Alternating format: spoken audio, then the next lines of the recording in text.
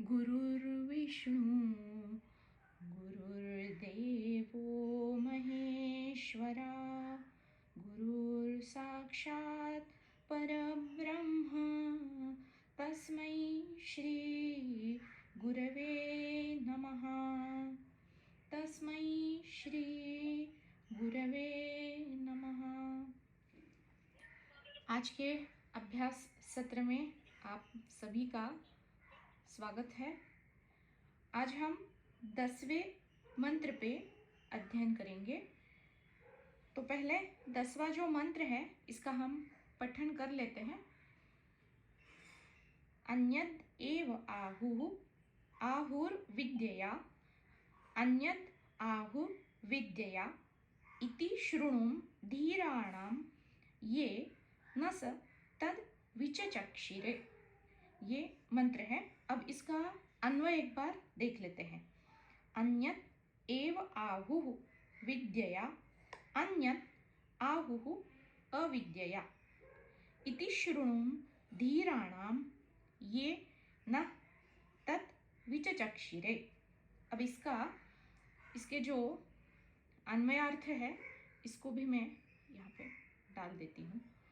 इसको एक बार पढ़ लेते हैं, फिर इसका अर्थ भी समझेंगे। अन्यत यानी जो दूसरा है, अलग या कोई भिन्न। अब ये कोई वस्तु है, फल है, सभी के बारे में ये अन्यत लागू हो जाएगा। एव यानी निश्चयात्मक ही, भिन्न ही, अलग ही।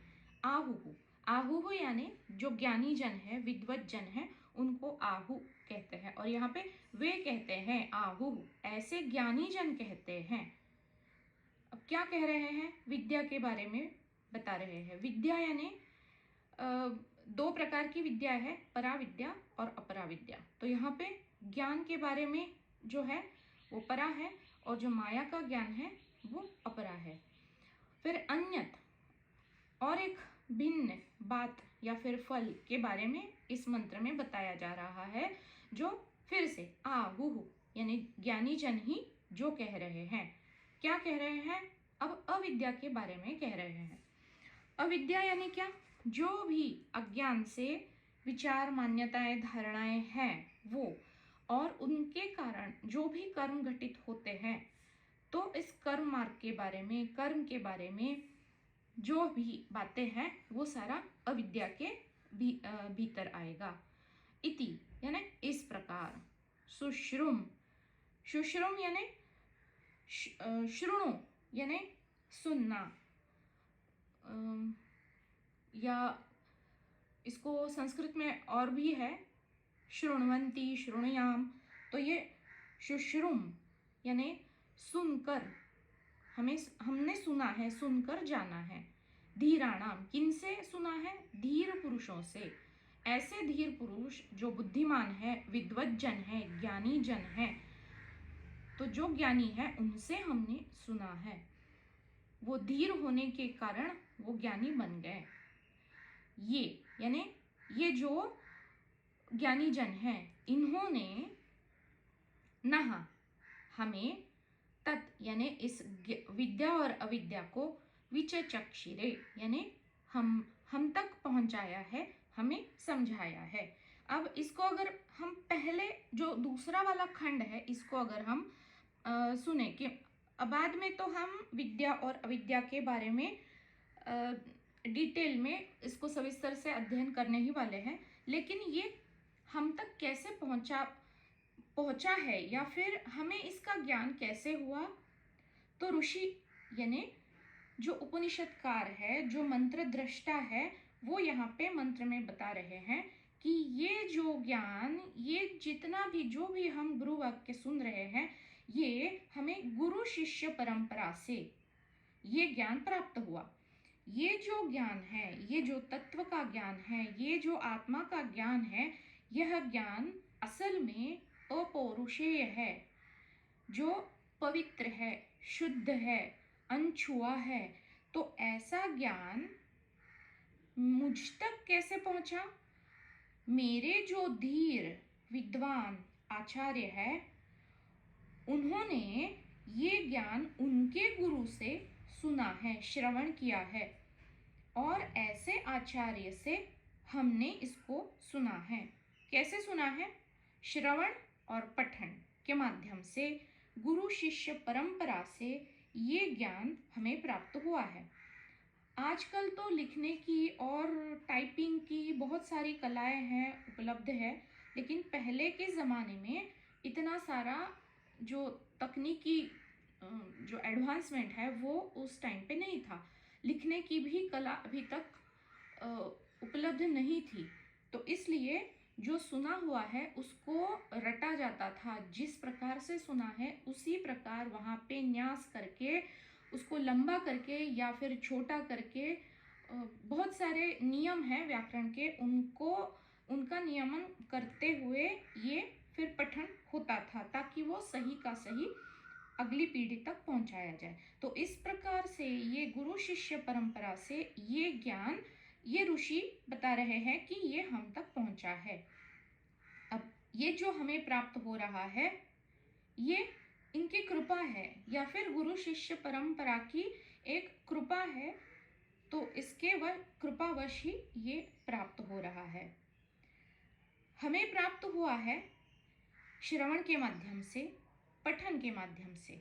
श्रवण और धैर्य का महत्व यहाँ पे बताने की कोशिश हो रही है। धीराणाम, अब ये जो ज्ञानी जन है ये धीर पुरुष है। समझ में आना मतलब जो भी सुना जा रहा है वो समझना, और उसको समझने के बाद जिसका श्रवण हुआ है उस ज्ञान को पचा पाना और उसको पचा कर आचरण में उतारना, ये दोनों जो स्तर है इन दोनों में बहुत बड़ी एक अंतराल यहाँ पे हो सकता है। क्योंकि जो हम सुनते हैं वो इस कान से सुनकर दूसरे कान से उसको छोड़ भी देते हैं, तो उसको ग्रहण कितना हम कर पा रहे हैं, ग्रहण करके उसको पचा कितना पा रहे हैं। जैसे कि हम कितना भी अन्न खाए उसमें से कुछ ही अन्न रुधिर में परिवर्तित हो जाता है, बाकी जो अनावश्यक है उसको तो बाहर निकाल के फेंक दिया जाता है। तो जितना आवश्यक है उस मात्रा में उसको ग्रहण करना, पचा पाना और उसको उपयोगिता में लाना या फिर आचरण में उतारना, ये जब तक होगा नहीं तब तक ज्ञान की पुष्टि नहीं होगी। जैसे देह की पुष्टि अन्न से होती है, अन्न ही प्राण बनते हैं, अन्न ही आत्मा का पोषण करते हैं, तो ये आत्मा का असली स्वरूप जो ज्ञान है, इस ज्ञान स्वरूप आत्मा का पोषण मात्र ज्ञान से ही हो सकता है। तो इस ज्ञान को हम कितना रिझाते हैं, कितना पचाते हैं, कितना ग्रहण करने के बाद उसको एसिमिलेशन जो कहते हैं, कितना उसको रुधिर या फिर जो मांसपेशियां है उनको बनने में कितना वो सहायकारी होता है, ये अधिक मात्रा में महत्वपूर्ण बहुत है। तो इसलिए ज्ञान होना कुछ मिनटों में है, लेकिन उस ज्ञान को ग्रहण करके पचा पाना और उसको आचरण में उतारना। कल ही गुरुदेव ने एक लेख लिखा है, उसको अगर आप में से किसी ने पढ़ा होगा तो एक प्रश्न वहाँ पे यही है कि वो ज्ञान जो आचरण में हम उतारे ही नहीं तो ऐसे ज्ञान का कोई लाभ नहीं। कुछ 10वां या 12वां प्रश्न होगा वहाँ पे, याद नहीं है मुझे कि कौन सा था।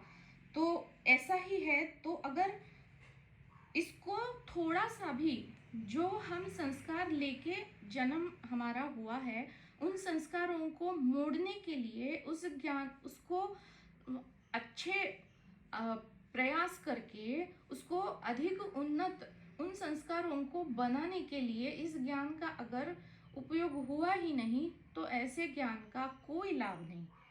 यही यहाँ पे बताने की कोशिश हो रही है। और ये जो ज्ञानी जन है ये धीर पुरुष है, इन्होंने अपना जो प्रारब्ध है उस प्रारब्ध को अपने पुरुषार्थ से अधिक लाभान्वित किया हुआ है। हालांकि पुरुषार्थ करने से ये होगा नहीं, लेकिन गुरु कृपा से अवश्य संभव है। अगर गुरु मिले हैं तो गुरु कृपा तो तभी होगी जब पुरुषार्थ करेंगे। पुरुषार्थ को अधिक मात्रा में बल गुरु कृपा से ही मिलता है। अगर वो पुरुषार्थ हो ही ना, तो वो गुरु कृपा बस वर्षा हो रही है, पानी बह जा रहा है। वो किसी पात्र में अगर उसको हम अ, संचित ही ना कर ले तो कोई फायदा नहीं, ऊपर से आ रहा है और नीचे बहता जा रहा है। तो जो प्रारब्ध है उसमें गुरु कृपा से अगर वो लंबा है रास्ता, तो उस रास्ते को छोटा बनाना या फिर उस रास्ते को बहुत जल्दी, बहुत कम समय में तय करना, ये गुरु कृपा से संभव है। जिनका इस पर विश्वास है, जो कोई शंका नहीं करते, संशयात्मा विनश्यति, तो जिनके संशय नहीं है, जिनकी पूरी पूरी श्रद्धा है, वो बिल्कुल लाभान्वित होते ही होते हैं। और कब होंगे?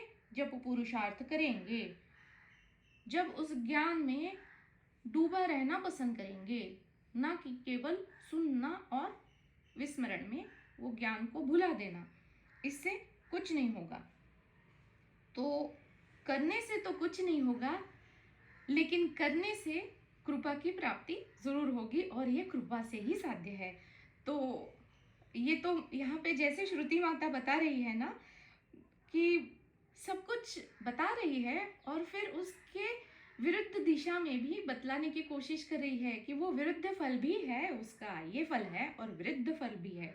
तो इस प्रकार से ये भी सामने आ रहा है, करने से कुछ नहीं होगा, लेकिन करने से कृपा जरूर प्राप्त होगी और कृपा से वो जरूर अवश्य साध्य होगा। तो इसलिए जो योग्य ज्ञानी जन है या फिर गुरुजन है, उनके शरण में जाकर, यानी पैरों में जाके बैठ नहीं जाना है। वो तो बस मन से जो होता है वो अधिक उन्नत कर्म होता है। अगर मन हमारा शरण में है तो स्थूल रूप से इसी के चरणों में जाकर बैठने की आवश्यकता नहीं है। अगर मन में है तो वो गुरु आपके सामने बैठ के आपको सिखाएंगे। तो ये तो अपना अपना मानना है, लेकिन गुरु के शरण जाने से, तत्व के शरण में जाने से, या फिर गुरु क्षेत्र सब जगह है, तो हम शरण के भाव में हैं, तो उस भाव में ही तो भगवान बोलते हैं ना, ये यथा माम प्रपद्यन्ते तांस तथैव भजामि अहम। अगर हम शरण का भाव है हमारे भीतर, तो उस शरण भाव से ही वो गुरु क्षेत्र अपने आप खुल जाता है, वो द्वार कवाड़ खुल जाते हैं। तो इस प्रकार से है, लेकिन धैर्य रखना होगा, सबूरी रखनी होगी। अब ये द्वार खुलने के लिए समय कितना लगेगा, ये तो हमारे चित्त के ऊपर कौन कौन से संस्कार पड़े हुए हैं और उनको हटाने में कितना समय लगेगा, ये तो हर एक जीव का अपना अपना रास्ता है, अपने अपने संस्कार है। तो हर एक के लिए ये समय और ये सबूरी, तो उसका अलग अलग अपना अपना एक मुकाम है। तो इसलिए किसी मित्र का हो गया और मेरा नहीं हुआ, ये किसी की अपेक्षा से घटित होने वाली चीज है ही नहीं। बस मुझे समझ में आ गया तो बस काम हो गया, यही हम सब ने समझना चाहिए। तो अब यहाँ पे इसको, ये जो मंत्र है, इसको एक बार पढ़ देते हैं। ये जो गीता प्रेस गोरखपुर की पुस्तक है, उसमें से जो अर्थ दिया हुआ है, एक बार पूरे श्लोक का हम पढ़ लेते हैं और फिर देखते हैं कि क्या बताने की यहाँ पे कोशिश हो रही है। अब पहले ही एक बार फिर से बता दूं, ये आगे के जो मंत्र है, ये ज्ञानी जनों के लिए नहीं है। जो अभी ज्ञान में स्थित अवस्थित 24 घंटे ज्ञान में पूरे डूबे नहीं हैं, जिनका साक्षी भाव आता जाता है, जिनको ज्ञान हुआ है लेकिन अभी पचा नहीं है, अभी स्थायी स्थिति में नहीं है, ऐसे साधकों के लिए आगे के सारे मंत्र ऐसे ही है। इसलिए अब जो ज्ञान का जो अध्ययन था, वो तो पहला हाफ जो है, वो पहला प्रकरण खत्म हुआ है, और आगे के सारे मंत्र ऐसे ही है जो माया से संबंधित होंगे। लेकिन जो एक साधक है, जिसको ज्ञान में स्थित होने की मुमुक्षुत्व है, आस है, पिपासा है, तो ऐसे साधकों के लिए ये ज़रूर लाभदायक है। या फिर जिनको ज्ञान तो हुआ है लेकिन हम कहीं कोई गलती ना हो जाए, कहीं नीचे गिरने की कोई संभावना क्या हो सकती है, कहाँ पे हम अटक सकते हैं, इस दृष्टिकोण से जिनको अवलोकित खुद को ही करना है, तो ऐसे साधकों के लिए ये आगे के सारे मंत्र ज़रूर लाभकारी होंगे। तो ये जो 10वां मंत्र है ये 9वें मंत्र का ही एक एक्सटेंडेड, उसी का जो कह रहा है 9वां मंत्र, वही मंत्र 10वें मंत्र में थोड़ा आगे उसको खींचा गया है। फिर से एक बार पढ़ देते हैं। अन्यत् एव आहुः अविद्यया अन्यद् आहुर्विद्यया इति शृणुम धीराणाम ये नस्तत् द्विचचक्षिरे। अब अन्वय एक बार पढ़ देते हैं। विद्यया अन्यत् एव आहुः अविद्यया अन्यत् आहुः इति धीराणाम शृणुम ये नः तत् विचचक्षिरे। अब इसकी सरलतम व्याख्या इस प्रकार से है कि सर्वोत्तम फल प्राप्त कराने वाले ज्ञान का यथार्थ स्वरूप है नित्यानित्य वस्तु का विवेक। फिर से एक बार पढ़ देती हूँ। सर्वोत्तम फल प्राप्त कराने वाले ज्ञान का यथार्थ स्वरूप है नित्यानित्य वस्तु का विवेक। यानी ज्ञान क्या है, नित्य क्या है और अनित्य क्या है, इसका विवेक जिसको हो गया वही ज्ञान का स्वरूप है। फिर आगे बताते हैं। क्षण भंगुर विनाशशील अनित्य इहलौकिक और पारलौकिक जितने भी है वो सारी भोग सामग्रियां और उनके साधनों से पूर्ण विरक्ति, संयम पूर्ण पवित्र जीवन और एकमात्र सच्चित आनंद घन पूर्ण ब्रह्म के चिंतन में अखंड संलग्नता, तो ये जिनको घटित हो रहा है उनके लिए तो आगे का कोई अध्ययन अब है ही नहीं। जिनकी ये पूरी पूरी संभावना नहीं प्राप्त हुई है, ऐसे साधकों के लिए अब आगे बता रही है श्रुति माता। यथार्थ ज्ञान का यह सर्वोत्तम फल ज्ञानाभिमान से रत स्वेच्छाचारी मनुष्यों को जो दुर्गति रूपी फल मिलता है उससे भिन्न, सर्वथा भिन्न और विलक्षण है। इसी प्रकार सर्वोत्तम फल प्राप्त कराने वाले कर्म का स्वरूप है कर्म में कर्तापन के अभिमान का अभाव, यानी कर्तेपन का अभाव, राग द्वेष और फल कामना इनका अभाव एवं अपने वर्णाश्रम तथा परिस्थिति के अनुरूप केवल भगवत सेवा के भाव से श्रद्धा पूर्वक शास्त्र विहित कर्मों का यथा योग्य सेवन, यानी अपना अपना जो स्वधर्म है उसका पालन करना, यानी जितने हमारे नित्य कर्म हैं वो करते रहना। किस प्रकार से? भगवत की सेवा, मैं सेवा दे रहा हूँ भगवान की, श्रद्धा पूर्वक जो कर रहा हूँ, पूरा पूरा अपनी क्षमता देकर जितना मेरा बन पाए उतना मैं कर रहा हूँ, लेकिन कोई फल की अपेक्षा नहीं, क्योंकि सब कुछ तो ईशन तत्व का है। त्याग पूर्वक त्यक्तेन भुंजिता, इस भावना से जो कर्मों का अपना अपना रोज का जो रूटीन है वो जी रहा है, इसके अनुष्ठान से समस्त दुर्गुण और दुराचारों का अशेष रूप से नाश हो जाता है। अगर कोई साधक इस प्रकार से बरत रहा है तो उसके जितने भी दुर्गुण हैं वो अपने आप धीरे धीरे मिट ही जाएंगे और उसके जो दुराचारों के जो भी परिणाम हैं वो भी अशेष, कोई कुछ वहां पे शेष नहीं बचेगा। सब कुछ दुराचार रूपी जितने भी फल है वो सारे नष्ट हो जाएंगे और हर्ष शोक आदि समस्त विकारों से रहित होकर साधक मृत्युमय संसार सागर से तर जाएगा।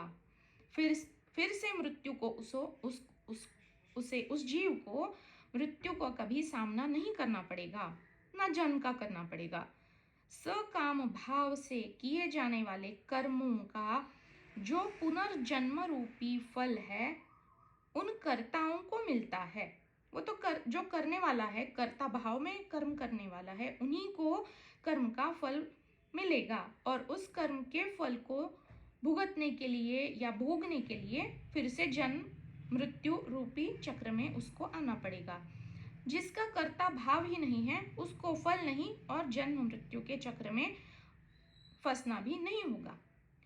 उससे इस यथार्थ कर्म सेवन का यह फल सर्वथा भिन्न और विलक्षण है। ये बता रहे हैं और सब कुछ बताकर फिर श्रुति माता ये भी बता रही है कि इसका भिन्न फल भी है और विलक्षण फल है। अब ये क्या है इसका हम अध्ययन करेंगे। अब यहाँ पे ये क्या बताया जा रहा है इसको भी पहले समझते हैं। तो आगे यहाँ पे पुस्तक में बताया जा रहा है, इस प्रकार हमने उन परम ज्ञानी महापुरुषों से सुना है जिन्होंने हमें यह विषय पृथक पृथक रूप से व्याख्या करके भली भांति समझाया था। अब यहाँ पे विद्या और अविद्या इन दोनों के बारे में बताया जा रहा है। अब ये विद्या और अविद्या ये दोनों ही माया की विद्या है और माया की ही अविद्या है। अब इसको हम एक बार, मैं जो पहला मंत्र है उसको एक बार फिर से ग्रुप पे डाल देती हूँ ताकि हमें पता चले हम कहाँ से आ रहे हैं और 10वें मंत्र पे हम अब एक साथ अगर हम इन दोनों ही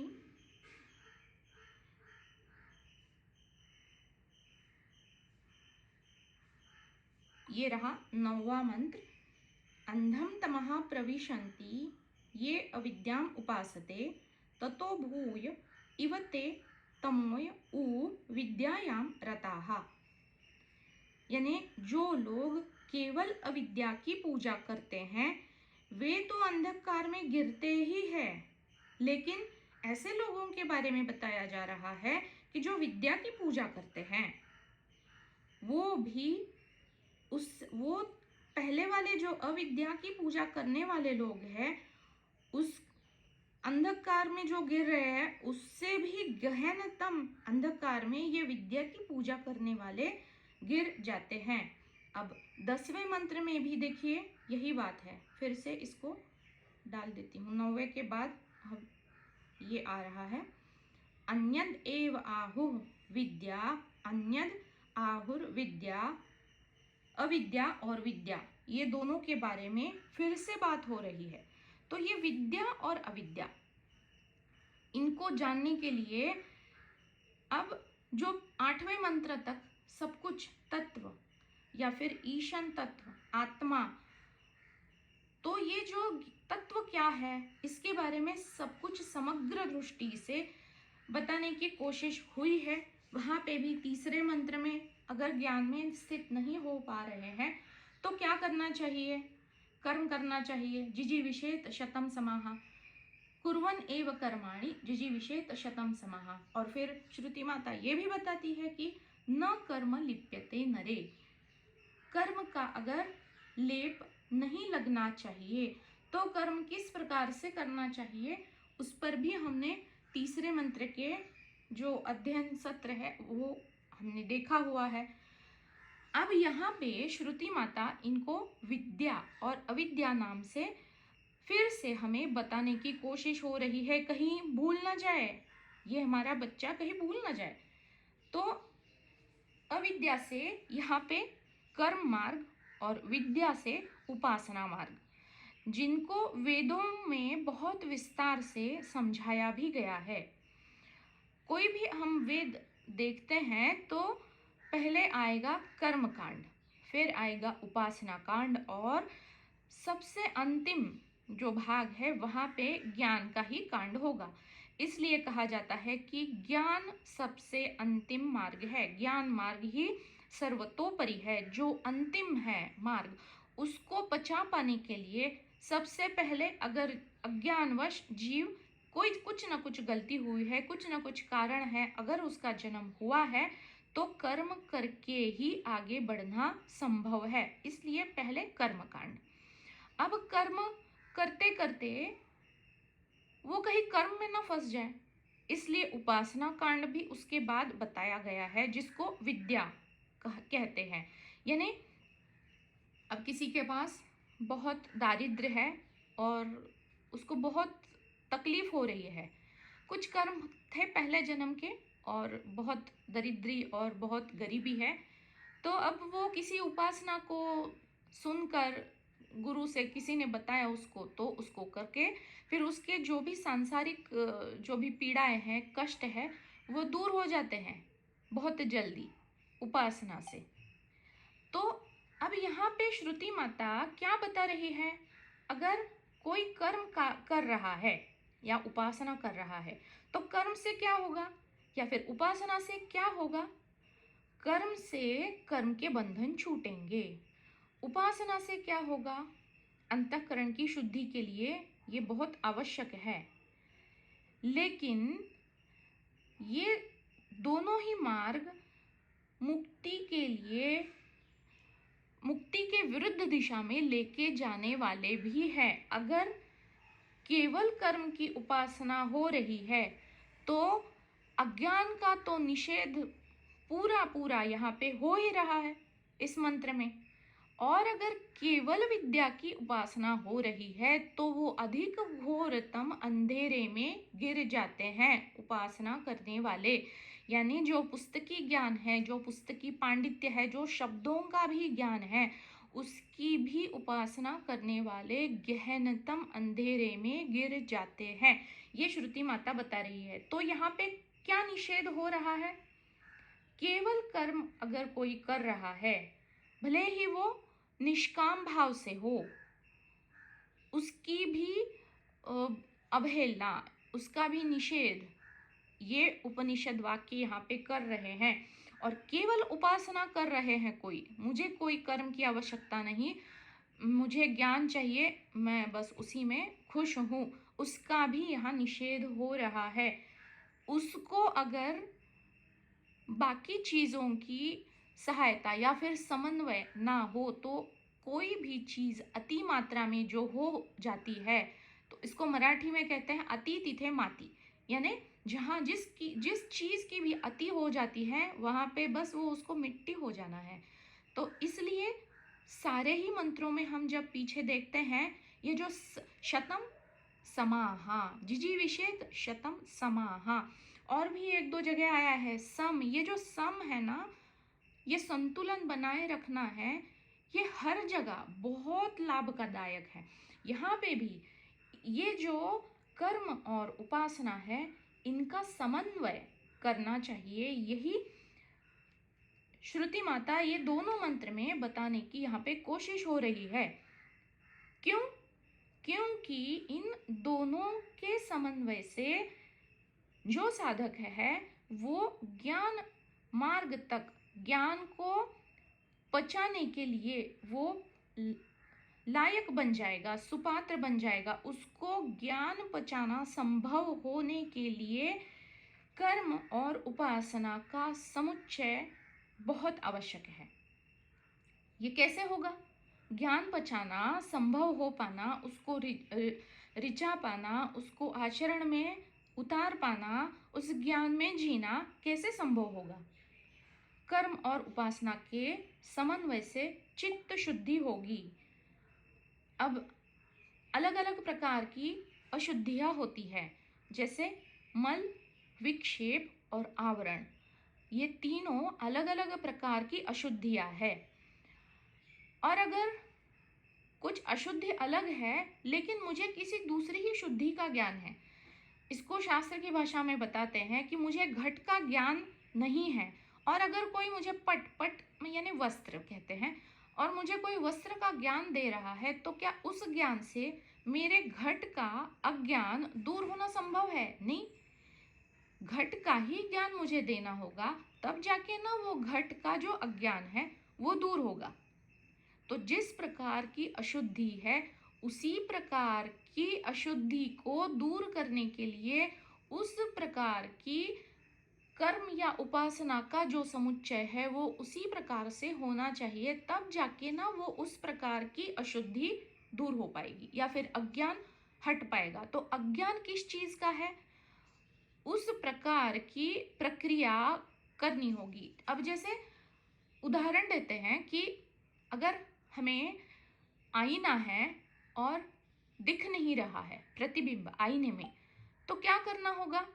आईना केवल साफ करना है, बस कोई पोछा लेके उसको पोछा मारना है, तो अपने आप हमारा जो अशुद्धि है, जो अंतःकरण पे पड़ी हुई है, तो उसमें साफ साफ दिखाई देने लगेगा। बस ये हो गया।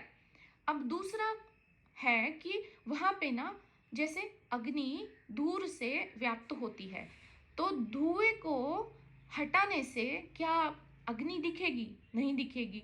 तो अग्नि को सुलझाना होगा अच्छी तरह से। जब उसको ऑक्सीजन सही मात्रा में मिलेगी तो वो पूरा पूरा अपना स्वरूप प्रकट करेगी।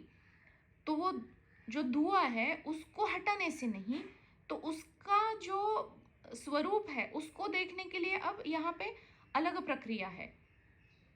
अब तीसरी जो प्रक्रिया है उसके लिए ये धीराणाम जो बताया जा रहा है, जैसे बच्चा है, पेट में है, वो उल्बे यानी उसको जो अम्बिलिकल कॉर्ड होती है, जो जिससे वो उसके आजू बाजू में, अगर वो उसी से घिरा हुआ है, उसके जो सर्कस उसके आजू बाजू में पड़े हुए हैं, तो अब उसको हटाने के लिए क्या करना होगा? जो पोषण है वो तो अपने आप उसको दिया जा रहा है, उसी उल्ब से, उसी नाभि की जो अम्बिलिकल कॉर्ड है उससे वो हो ही रहा है। लेकिन वो उसको बाजू में करने के लिए 9 महीने 9 दिन की प्रतीक्षा करनी ही होगी। जब सही समय आएगा तब जाके वो जो वार कहते हैं, उसको उल्ब कहते हैं, वो बाजू में हटेगी और वो बच्चा अपने आप वहां से बाहर बाहर भी आ जाएगा, उससे आवरण से मुक्त भी हो जाएगा। तो हर एक अशुद्धि के लिए मार्ग भी अलग अलग है शुद्धिकरण के। तो इसी प्रकार से हर एक जीव का चित्त अलग अलग है, उसकी अशुद्धि भी अलग अलग है, तो हर एक का मार्ग अलग है, हर एक का समय अलग अलग है जो ज्ञान है उसमें अवस्थित होने का। तो अपने अपने हिसाब से अपने अपने दायरे में सब कुछ हो ही रहा है। बस ये कृपा साध्य, इसको क्यों कहते हैं कि कृपा से ये जो रास्ता लंबा था वो बहुत जल्दी कट जाता है और लगता है कि ये बहुत जल्दी तय हो गया, क्योंकि वो जो रफ्तार है वो दुगनी हो जाती है, जिसको जीव की प्रगति कहते हैं, वो दुगना उसका स्पीड हो जाती है। तो अब पहला है कर्म कांड या फिर अविद्या। अविद्या को हटाना है तो कर्म तो करना ही होगा। कर्म को अगर हटाना है तो कर्म के बंधन को निःशेष करना होगा। कर्म के बंधन को निःशेष कैसे करेंगे? अच्छा किया है तो अच्छा भोगना होगा, बुरा किया है तो बुरा भुगतना होगा, और उसके लिए कर्म बहुत आवश्यक है। कर्म के बंधन को काटना तभी संभव है जब वो जीव कर्म करेगा। लेकिन अगर अब ये ही कर्म हो रहा है, लेकिन वो अगर मैंपना से या फिर किसी फल की अपेक्षा से हो रहा है, तो वो कर्म में ही फंसा रहेगा। अगर वो कर्म से बाहर ही ना निकले तो बारंबार वो उसी कर्म मार्ग में उलझा रहेगा, उससे बाहर निकलने का फिर रास्ता ही नहीं है। तो इसलिए अगर उस कर्म मार्ग में उपासना का समन्वय हो जाए तो उसका जो अहम है, उसका जो कर्ता भाव या भोक्ता भाव है, उसको थोड़ा हल्का करने के लिए एक उसको सहायता होगी उपासना से। अब उपासना जो मार्ग है, उपासना मार्ग से क्या होगा? माया का विक्षेप दूर होगा। अभी विक्षेप क्या है कुछ और दिख कुछ रहा है। जैसे अंधेरा है, रस्सी पड़ी हुई है तो रस्सी, दिख क्या रहा है? सर्प दिख रहा है।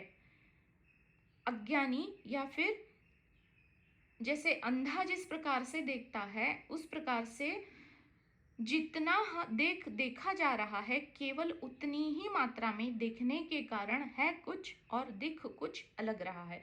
इसको माया का विक्षेप कहते हैं। ये माया का जो विक्षेप है इसको दूर करने के लिए उपासना बहुत आवश्यक है। अब ज्ञान से क्या होगा? मुक्ति होगी। लेकिन कर्म और उपासना, इनका महत्व क्यों बताया गया है शास्त्रों में? कर्म और उपासना से मुक्ति कभी नहीं होती है। कर्म और उपासना ज्ञान के बिल्कुल विरुद्ध दिशा में काम करते हैं। तो क्यों बताया गया है? कर्म और यानी विद्या और अविद्या का इतना महत्व क्यों है फिर? क्योंकि कर्म और उपासना से साधक ज्ञान के लिए सुपात्र बन जाते हैं, और फिर भी अगर कुछ कामना शेष है या फिर प्रारब्ध शेष है तो वो क्रम मुक्ति के भागी हो जाते हैं। मतलब उस जीव की जो अंतिम जो उसकी घटना घटित होनी है, अगर उसके लिए अभी थोड़ा लंबा अवधि है, मान लो अगर उसके कुछ 7 या 8 जन्म अभी बाकी है, तो कृपा से वो 1 या 2 ही जन्म फिर से उसको लेने होंगे, और उस जन्म में वो उसको ज्ञान की घटना अपने आप घटित होगी। लेकिन उसके लिए ये इसे जो कहते हैं ये क्रम मुक्ति है, ये विकास का क्रम है। उसी मार्ग पे वो जीव अपनी यात्रा कर रहा है। इसे क्रम मुक्ति, मुक्ति के ही मार्ग में क्रमिक मुक्ति है, क्रम से हो रहा है। पहले कर्म उपासना उनका समन्वय, अब ज्ञान के लिए लायक या अधिकारी बनना, और वहां पे जाके वो जो सुनना, श्रवण मनन और ज्ञान के निधिध्यासन में रहना, ये सब कुछ करने के बाद जो ज्ञान है वो घटित होगा। तो ज्ञान तो सर्वतोपरि है ही। अगर वो साधक मुमुक्षु है, कर्म करते करते वो ज्ञान का श्रवण कर रहा है, उपासना करते करते कर्म भी कर रहा है और ज्ञान का भी श्रवण हो रहा है, पचा नहीं पा रहा है भले, कोई बात नहीं, लेकिन श्रवण बार बार हो रहा है, तो ये जो उसका जो विकास क्रम है ये दुगना तेजी से ये क्रम मुक्ति की ओर वो जीव बढ़ जाता है। लेकिन फिर से एक बार इसी मंत्र को जो पहले देखा है, कुर्वन् एव कर्माणि जिजीविषेत शतम समाहा, इसीलिए 100 बरस की आयु मिली हुई है, प्राप्त है, प्रारब्ध। हर एक जीव को 120 बरस की कुंडली निकलती है, अगर कुंडली देखेंगे तो 100 बरस तो ये जो सम है, इस सम पे रहकर अपना अपने कर्म करते रहना, यही एक मार्ग है। और कोई कर्म का लेप किसी जीव को, किसी मनुष्य को कभी बांधने की वो कर्म में क्षमता है ही नहीं। अब ये जो कर्म घटित होते हैं वो क्यों किसी को बांधते हैं? क्योंकि कर्म तो उस व्यक्ति के संस्कार के हिसाब से होते हैं ना। हर एक जीव के संस्कार अलग अलग है, तो इसलिए जो त्रिगुणात्मिका माया है उसमें 3 गुण बताए जाते हैं। तो ये कर्म और गुणों का बहुत गहरा नाता है या फिर संबंध है। तो 3 गुण में से सात्विक गुण है, जो सात्विक बुद्धि है, ऐसी बुद्धि बहुत जल्दी ये शास्त्रों के जो संस्कार हो रहे हैं वो बहुत जल्दी वो संस्कारित हो जाती है इस ज्ञान से, तो वो बहुत जल्दी पचा पाएंगी ऐसी बुद्धि। तो जो भी कर्म होगा, क्योंकि मिला है मनुष्य देह है, तो देह से कर्म जुड़े हैं, तो ऐसे व्यक्ति के जितने भी कर्म होंगे वो तत्व की प्राप्ति, ईश्वर प्राप्ति के लिए ही होंगे। तो ना उसमें कोई कर्तापना है ना भोक्ता भाव है, तो कर्म का लेप उसे कैसे होगा? बिल्कुल नहीं होगा। लेकिन सत्व गुण के निचला गुण है ये जो है रजोगुण। रजोगुण से ही कुछ कर्म कर पाना संभव होता है। कुछ करने की जो इच्छा है, सृजन, या फिर कुछ जैसे लिखने की, या फिर कुछ कला, या फिर कुछ ये जो उर्मी या फिर प्रेरणा है कुछ करने की, वो इस रजोगुण से है। तो ये भी तो आवश्यक है जीव के लिए। माया में जीना है तो सब कुछ आवश्यक है, इसलिए ये भी आवश्यक है। लेकिन अगर इस रजोगुण से सत्व गुण मिल जाए तो इस रजोगुण को वो अधिक उन्नत बनाता है। सात्विक गुण, रजोगुण सात्विकता से अगर वो, जैसे रसगुल्ला है, वो शुगर या फिर उसको क्या कहते हैं, सिरप जो होता है शक्कर का, उसमें जो घुल जाता है, तो ये रजोगुण ऐसे अगर ऐसे घुल जाए सात्विकता में तो ये तो और बढ़िया है। जैसे संत बहुत सारे हैं, वो उनकी जो बहुत सारी रचनाएं हैं, तो ये इसी कारण है। और सबसे निचला है तामसिक गुण।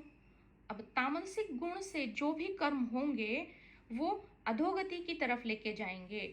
वो कर्ता भाव भोक्ता भाव से घटित होने के कारण फिर आसुरी लोक की प्राप्ति निश्चित है। असूर्या नाम ते लोकाहा, ये भी बताया गया है। तो वहां पे भी सावध या फिर धोखे की घंटी वहां पे भी बजाई जा रही है। इसीलिए कर्म करने के लिए निष्काम भाव या फिर अकाम होकर या फिर किसी भी फल की अपेक्षा न करते हुए श्रुति माँ बताती है कि कर्म करो। इस भाव, किसी भी एक भाव में रहकर अगर कर्म करोगे तो वो कर्म स्वतः ही होंगे। ना वहां कोई करने वाला बचेगा, ना उन कर्मों के फलों को भोगने वाला कोई बचेगा। तो और जो कोई कर्म की फल की अपेक्षा करेगा या फिर मुझे ये भोगना है, कर्ता भाव या फिर भोक्ता भाव से अगर कर्म घटित होगा तो उसमें तामसिक गुण का अपने आप पनपित होना हो ही जाता है। तो उपनिषद ऐसे कर्म की निंदा करते हैं, क्योंकि जो तामसिक वृत्ति से कर्म करेगा तो इस तमस गुण की एक खासियत ऐसी है कि उसमें बहुत शक्ति है। जैसे कोई पत्थर है, वो अगर हाथ से छूटा तो गिरेगा, नीचे ही गिरेगा। तो तामसिक गुण की नीचे खींचने की ये माया की एक स्वाभाविकता है, तो वो अधिक अधिक तामसिक हो जाता है।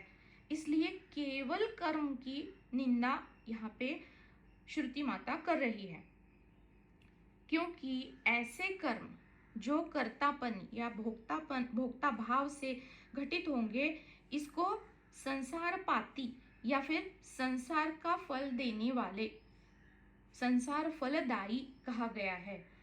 और उपनिषद या शास्त्र तो ये बार बार जो जीव को जन्म लेना पड़ता है, संसार में फंसना पड़ता है, इससे छुड़वाने की कोशिश हो रही है। इसलिए ऐसे भाव, कर्ता या भोक्ता भाव से कर्म या फिर किसी फल की अपेक्षा से जो कर्म घटित होते हैं, ऐसे कर्म की शास्त्र निंदा करते हैं। या फिर केवल कर्म हो रहा है, ना उसमें कोई उपासना है, ना कोई ज्ञान का उसमें समन्वय है, केवल अविद्या और अविद्या से घिरे हुए जो कर्म घटित हो रहे हैं, अज्ञानवश जो हो रहे हैं, जिन्हें इसका क्या फल होगा वो देख ही नहीं पा रहे हैं, बस अभी हो रहा है।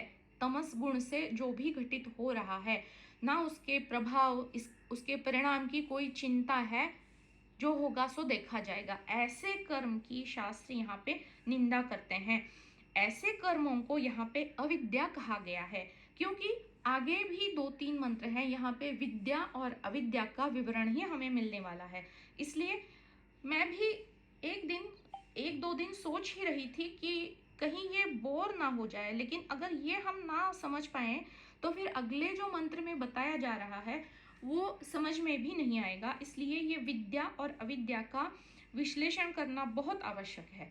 और फिर हम आते हैं फिर ब्रह्म विद्या पे, वो भी देखेंगे। अब जो भी कर्म हो रहे हैं वो तो माइक कर्म है, माया या सांसारिक कामनाओं की जो पूर्ति करने के लिए घटित हो रहे हैं। अब कुछ कामना है, कुछ इच्छा है, तो उसकी पूर्ति करने के लिए हो रहा है। यानी अब मुझे नौकरी नहीं है तो कोई किसी हनुमान के मंदिर में जाकर कुछ भेंट चढ़ाएगा कि हाँ भाई मुझे नौकरी मिल जाए। तो ये क्षुद्र कामनाओं की प्राप्ति के लिए फिर देवताओं की उपासना हो रही है, जिसे विद्या कहा गया है। जो माया में जीने के लिए आवश्यक है, उसका जो अभ्यास हो रहा है वो है विद्या। केवल कर्म, उसकी भी निंदा की जा रही है, और केवल उपासना की यानी विद्या की भी निंदा ही हो रही है। क्यों? केवल कर्म अहंकार या तमोगुण में फंसाएगा, और केवल उपासना कोई करेगा यानी मैं और मेरा उपास्य जो दैवत है वो, यानी उपासक और उपास्य, तो ये केवल उपासना से वो द्वैत में ही फंसाएगा और फंसा के रखेगी ये उपासना। तो होगा क्या? मैं तो बहुत बड़ा भक्त हूँ, या फिर मैं तो बहुत अच्छा उपासक हूँ, उपासना की वजह से कुछ सिद्धि मुझे प्राप्त हुई है, तो वो सिद्धि में कोई अटका रहेगा। इसलिए केवल उपासना मार्ग की भी यहाँ पे निंदा हो रही है। अब यहाँ पे बता रहे हैं कि कर्म का फल माया में फंसाना तो है, ये तो हमने समझा, अहंकार में फंसाना है। अब विपरीत फल की भी बात हो रही है 10वें मंत्र में। अब ये विपरीत फल क्या है? अगर वो केवल कर्म ही कर रहा है और अच्छे कर्म कर रहा है, हाँ मुझे पुण्य ही कमाना है और कर्म कर रहा है बस, तो क्या होगा? बहुत उसे पुण्य प्राप्त होगा। इस पुण्य को भोगने के लिए या तो किसी ऊपरी लोक में जैसे स्वर्ग लोक में जाएगा। अब ये भी बंधनकारक यहाँ पे है, ये भाव है इसमें, इस यहाँ पे श्रुति माता का, इसको हमें समझना है। या फिर केवल उपासना हो रही है तो उपासना से वो भी ऊर्ध्व की दिशा में लेके जाएगा, जैसे पितृलोक या दूसरे कोई लोग, जिस देवता की उपासना होगी उस देवता के लोक में वो जीव चला जाएगा। लेकिन वहां भी अगर ज्ञान का कोई अंश मात्र भी नहीं, बस उपासना ही उपासना है, तो वो भी बंधन कारक है। क्यों? कोई भी ऊपर का कोई भी लोक हो, देवलोक हो चाहे स्वर्ग लोक हो चाहे जिस भी देवता का लोक हो, वहां पे केवल पुण्य पुण्य का ही बोलबाला है, तो केवल सुख ही होगा। अब जैसे स्वर्ग में ना भूख लगती है ना प्यास लगती है, कोई दुख नहीं है वहां पे, कोई प्रतिकूलता है ही नहीं।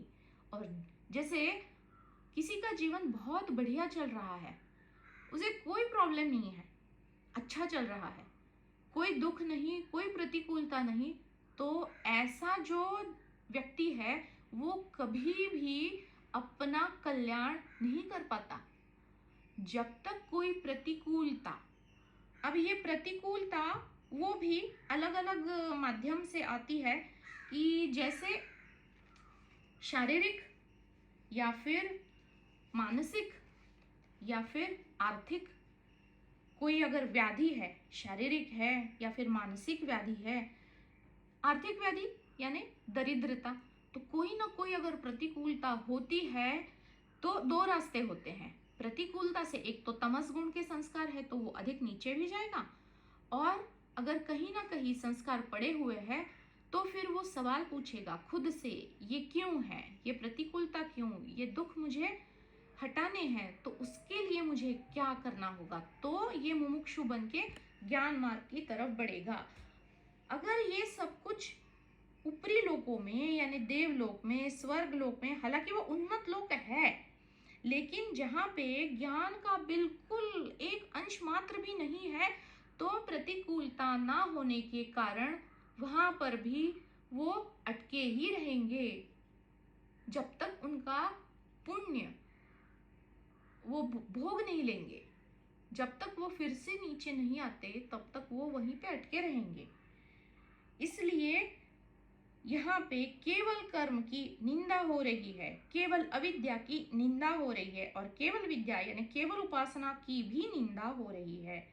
तो अब बताया क्या जा रहा है कि कर्म और उपासना का समुच्चय करो, दोनों एक दूसरे के साथ करो। अब इसको समझाने के लिए मुझे तो वो मंत्र याद ही नहीं आ रहा, लेकिन यद यद कर्म करोमि तत्तदखिलम, मतलब अगर एक शंकराचार्य की मानसिक पूजा है, मानस स्तोत्र है, वो मुझे समय नहीं हुआ उसको खोजने के लिए, तो वहां पे वो बताते हैं कि मैं जो भी कर्म करूं है ईश्वर, वो तेरे प्राप्ति के लिए की हुई साधना घटित हो।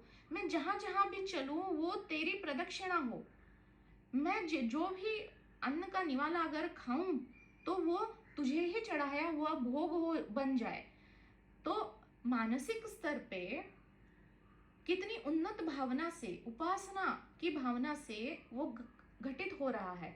हालांकि खाना तो देह खा रहा है, पुष्टि तो देह की हो रही है, लेकिन मानसिक क्या है कि ये भोग चढ़ रहा है, त्याग की भावना से वो खाना खाया जा रहा है कि वो सबको प्राप्त हो।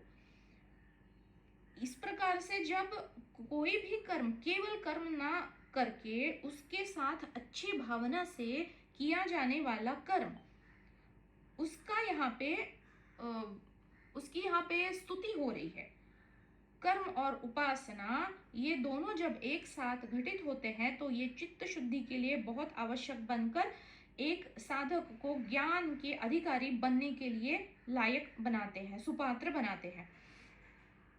अब यहाँ पे अंधम तमः प्रविशन्ति, ये 9वां और 10वां मंत्र एक दूसरे से जुड़े हुए हैं। अंधा होकर जो कर्म करेगा तो ऐसा व्यक्ति क्या करेगा, ये अविद्याम उपासते, ये अविद्या की उपासना करेगा। अंधा होकर कर्म कर रहा है ना, ते अंधम तमः प्रविशन्ति, तमस गुण है जो अहंकार से घिरेगा, तो फल को देख नहीं पा रहा है, जो भी फल हो बस किया जा रहा है। तमस गुण के कारण अधम ही कर्म होगा और वो फिर से फंसाएगा। और उपासना रहित केवल कर्म हो रहा है क्योंकि तमस गुण है, वो उसको कुछ अच्छा करने के लिए प्रेरित ही नहीं कर रहा है, तो ऐसे कर्म की बिल्कुल निंदा हो रही है। अब ये अंधेन तमः प्रविशन्ति, क्योंकि फिर से अविद्या और अविद्या का ही इसी मंत्र में चला है, तो जैसे अंधेरा हो जाता है तो कुछ नहीं दिखता, लेकिन उससे के पहले संध्या काल यानी संधि काल है, एक उषः काल है और एक संध्या काल है, जब थोड़ा बहुत दिखाई देता है लेकिन गहरा अंधेरा भी छाया नहीं है और दिन का उजाला भी नहीं है। एक ऐसा काल है और एक दिन का उजाला है। तो अंधकार यानी क्या, विवेक शून्य, जहां पे विवेक है ही नहीं कि इस कर्म का क्या फल होगा, वो विषयासक्त हो चुका है, तमस से केवल कर्म कर रहा है। ये हो गया कर्म मार्ग जिसकी निंदा हो रही है। अब ये जो कुछ गलत हो रहा है भाई, लेकिन असली क्या करना चाहिए ये पता नहीं चल रहा है, तो मुमुक्षत्व आ गया है, लेकिन ये जो मुमुक्षत्व है ये अभी अपरिपक्व है, क्योंकि विवेक और विषयासक्तपना इन दोनों का अभी सही सही समन्वय नहीं हो पा रहा है। विवेक जो है वो विषयों के ऊपर अभी हावी नहीं हो रहा है, तो इसको हम बोलेंगे उषः काल की, जहां थोड़ा थोड़ा दिखाई दे रहा है लेकिन हल्का हल्का अंधेरा भी बचा है, शेष है। और फिर दिन का उजाला, जब सामने साफ साफ दिख जाता है तो थोड़ी ना सामने जाके कोई गड्ढे में गिरेगा। तो इस प्रकार से एक ज्ञानी है जो खुद का जो उजाला है उसमें जीता है और विवेक और वैराग्य युक्त होकर उसका जीना संभव हो जाता है।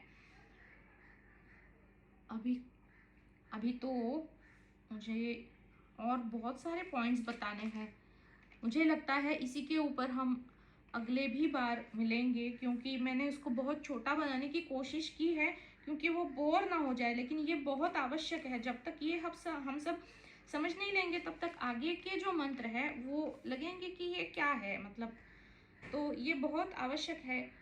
थोड़ा बहुत आज इसको देख लेते हैं, बाकी का हम अगले ही सत्र में देखेंगे। तो केवल जो उपासना है वो हमें ऐसे लोक में लेके जाएगी जहां कोई प्रतिकूलता है नहीं, वहां पे ना भूख है ना प्यास है, कुछ भी नहीं है, लंबा सुख है। तो ऐसे सुखी अवस्था में क्या कभी किसी को वैराग्य की प्राप्ति होना संभव है? जब तक कोई प्रतिकूलता नहीं आती जीवन में, तब तक देखते हैं हम कि कभी वैराग्य की अवस्था नहीं आएगी किसी को भी। इसीलिए श्रुति माता बताती है कि केवल उपासना करने वाले कितने भी ऊपरी लोक में चले जाए, वहां भी अंधम तमहा, घोर अंधेरा है, क्योंकि वहां पे केवल भोगीपना, केवल विलास है, केवल सुख है, ना खत्म होने वाला सुख है, अच्छा है, चल रहा है, कोई प्रतिकूलता नहीं। तो वो क्या कभी ज्ञान के बारे में सोचेगा भी? क्योंकि केवल उसने उपासना की है पूरे जीवन भर। तो ऐसा जीव घोर अंधतम अंधेरे में, असुर्या नाम लोक में, स्वर्ग में होते हुए भी वो घिर ही जाएगा अंधकार में। उपनिषद का लक्ष्य क्या है? सारे बंधनों से मुक्ति और सारे दुखों से निवृत्ति, ऐसी निवृत्ति जो कभी लौट के ना आए, जो अपुनरावर्ती रूप, शाश्वत रूप से जो दुखों की निवृत्ति करा दे। अब दुख की है तो सुख की भी निवृत्ति हो जाएगी। स्वर्ग में तो सुख की निवृत्ति है नहीं, वो तो सुख वहां बनाया ही रहेगा। और जब आपके पुण्य खत्म हो जाएंगे तो फिर से वो नीचे धकेल देंगे, वो नीचे आएगा तब। और जब नीचे आता है जीव तो उसका स्मरण उसे नहीं रहता, वो सब कुछ विस्मृति में चला जाता है और फिर से यात्रा आरंभ होती है। इसलिए उपनिषद जो है ये अंतिम ज्ञान दिलवाने वाले, सारे बंधनों से मुक्त करवाने वाले और सारे दुखों से और सुखों से भी निवृत्ति करवाने वाले हैं, जिसे ज्ञान, जिसके बारे में पराविद्या, ब्रह्म विद्या, जो आत्मा का ज्ञान है, ये कहते हैं। लेकिन ये सब कुछ विद्या और अविद्या से संभव नहीं है।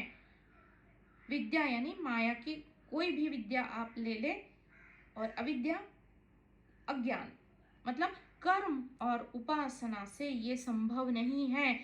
तो अब मनुष्य ने क्या करना चाहिए? कर्म और उपासना का समुच्चय करना चाहिए। ये यहाँ पे बताने की कोशिश हो रही है। कोई भी कर्म करो तो उन्नत भावना से करो, ताकि वो अधिक उन्नत होकर वो जो यात्रा है वो बहुत जल्दी घटित हो जाए और बहुत जल्दी ये जीव ज्ञान का अधिकारी बन जाए, ज्ञान को पचा पाए बहुत जल्दी।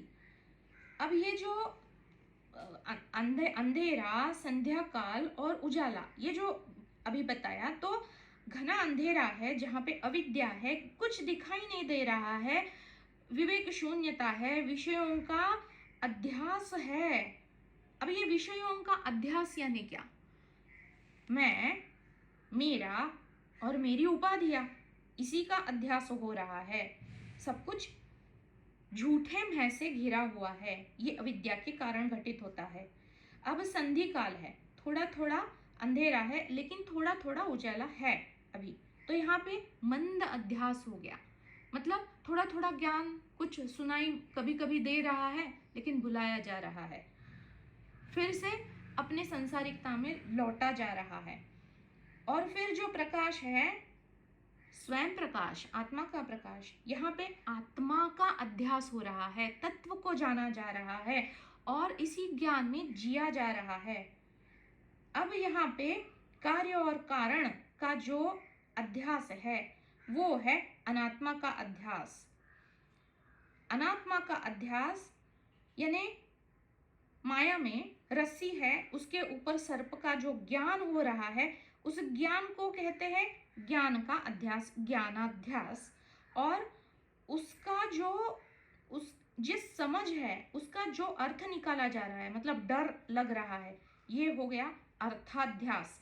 अब ये अंधकार में कौन सा अध्यास और प्रकाश में कौन सा अध्यास हो रहा है, इसके बारे में हम थोड़ा अब जो बचा हुआ है वो अगले सत्र में देखेंगे। तो आज यहीं पे हम आज का सत्र समाप्त करते हैं, लेकिन इसको देखना बहुत ही आवश्यक है, तब तक हमें आगे के मंत्र समझेंगे भी नहीं। तो इसलिए अगले सत्र में इसी विद्या और अविद्या का हम अधिक विश्लेषण देखते हुए फिर आगे बढ़ेंगे। तो पूर्णमदा से आज यहीं पे आज का सत्र समापन करते हैं। ओम पूर्णमदः पूर्णमिदं पूर्णात् पूर्णमुदच्यते पूर्णस्य पूर्णमादाय पूर्णमेवावशिष्यते। ॐ शान्तिः शान्तिः शान्तिः।